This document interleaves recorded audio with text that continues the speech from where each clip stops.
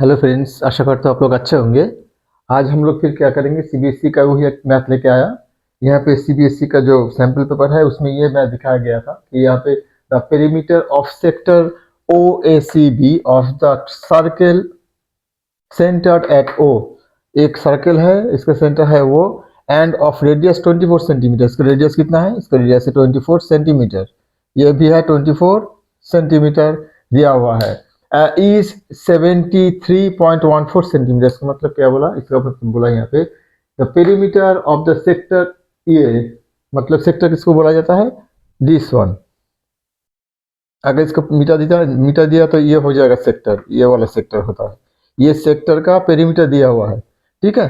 तो पेरीमीटर के लिए मतलब क्या है? यहाँ पे क्या क्या है? ओ ए प्लस ओ बी प्लस ये जो आर्क है, दैट मीन्स पेरीमीटर हो जाएगा 24 plus 24 plus arc A C B. Arc का ऐसे सिंबल दे देंगे। टोटल मिला के कितना हो गया? 73.12 सेंटीमीटर। तो हम लोग क्या करेंगे? हम लोग को निकलना पड़ेगा, ये आर्क पहले निकाल लेते हैं, ठीक है। इसका लेंथ कितना हो जाएगा? तो ये 48 हो गया। तो आर्क ए सी बी कितना हो जाएगा? आर्क ए सी बी हो जाएगा 73.12 माइनस 48। इसमें क्या हो जाएगा? तो आर्क ए सी बी कितना हो जाएगा? माइनस कर लो, यहाँ पे हो जाएगा 0.12। यहाँ पे कितना हो जाएगा? ये एंगल निकलने के लिए बोला है। तो ये कितना एंगल होना चाहिए? इसका एंगल कितना होगा ये निकालने के लिए बोला है। हम लोग यहाँ पे करेंगे क्या? हम लोग यहाँ पे एक रेशियो में इसको प्लेस करेंगे कि ये R by R total equal to angle by total full angle. यहाँ पे क्या करेंगे? आर बाई इसको बोलेंगे हम लोग circumference. Arc by circumference shortcut में लिख दिया। Arc by circumference equals to central angle, मतलब थीटा बोल देंगे। सेंट्रल एंगल का कितना होगा? थीटा बाई 360, मतलब टोटल एंगल हो जाएगा। टोटल 360 होता है, उसका एक पार्ट हो जाएगा। ये रेशियो में प्रोपोर्शन में रहता है, ठीक है। तो आर कितना है? 25.12 और सर्कमफरेंस कितना था? 2 इंटू कितना कितना समझने के लिए बोला हम लोग को? पाई 3.14 2 पाई इंटू आर। रेडियस कितना था? रेडियस हम लोग का 24, ये जितना होगा, और थीटा बाई 360 भी उतना ही आता है, ठीक है। ये याद रखना है। यहाँ पे नहीं तो ऐसा कर सकते, यहाँ पे हम लोग थीटा बाई 360 इसको ऐसे लिखेंगे। इक्वल्स टू कितना हो जाएगा? 25.12। ये पे हो जाएगा 2 इंटू 3.14 इंटू 24।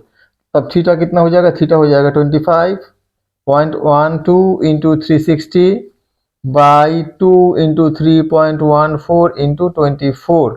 मैंने पहले से हिसाब करके रखा है। ये जो आएगा हिसाब करने के बाद ये आ जाएगा 60। दैट मीन्स ये जो एंगल है सेंट्रल एंगल, ये थीटा कितना हो जाएगा? ये हो जाएगा 60 डिग्री। ये हो जाएगा फर्स्ट कैलकुलेशन। सेंट्रल एंगल निकल गया। देखो central angle A O B कितना हो जाएगा? एंगल ए ओ बी हो जाएगा 60 डिग्री। ये हो जाएगा हम लोग का फर्स्ट पार्ट, ठीक है। अच्छा, मैंने ये मिटा दिया। अभी हम लोग का दूसरा पार्ट बोला है minor area of the minor segment. Minor segment कौन सा होता है? माइनर सेगमेंट हो जाएगा ये वाला माइनर सेगमेंट। ये वाला हो जाएगा माइनर सेगमेंट। इसका आंसर कैसे निकालेंगे? इसका एरिया निकालने के लिए क्या करना पड़ेगा? एरिया ऑफ माइनर सेगमेंट मतलब हो जाएगा, इसका एरिया हो जाएगा equal to area of sector A C C T, area of sector O A C B minus area of triangle A O B. यहाँ पे एक बात याद रखना है, हम लोग यहाँ पे डायरेक्ट बचाएंगे। यहाँ पे एक बात याद रखना है, area of the sector A दिया है, सेक्टर का एरिया दिया हुआ था शायद। यहाँ पे दिया है सेक्टर का एरिया दिया है ना, ये सेक्टर का एरिया दिया हुआ है। यहाँ पे सॉरी, ये पेरीमीटर दिया हुआ है, तो सेक्टर का एरिया निकालना पड़ेगा। सेक्टर का एरिया निकालने के लिए हम लोग क्या करेंगे? Theta by 360 into pi R square into pi R square हो जाएगा किसका एरिया? सेक्टर का एरिया हो गया, माइनस एरिया ऑफ ट्राइंगल। ये वाला जो ट्राइंगल है, ये ट्राइंगल की एक बात याद रखिएगा, ये सेंट्रल एंगल, एकदम सिंपल बात, कोई भी ट्रायंगल ऐसे रहेगा अंदर में। अगर ये सेंट्रल एंगल 60 होता है, इसका एंगल जो 60 होता है, तो ये इस टाइप का ट्रायंगल हो जाएगा, इक्विलैटरल ट्रायंगल हो जाएगा। तो इक्विलैटरल ट्रायंगल ये 60 होने से ये कुछ नहीं सोचना है, ये एक इक्विलैटरल ट्रायंगल बन गया। तो area of the equilateral triangle √3/4 into side का स्क्वायर हो जाएगा, इंटू साइड स्क्वायर हो जाएगा, ठीक है। तो यहाँ पे क्या किया मैंने? यहाँ पे मैंने जो कैलकुलेशन था वो मैंने यहाँ पे कर दिया। तो ये है हिसाब से क्या कितना हो जाएगा? ये हो जाएगा area of the minor segment हो जाएगा दिस मच। ये हो जाएगा area of the minus segment.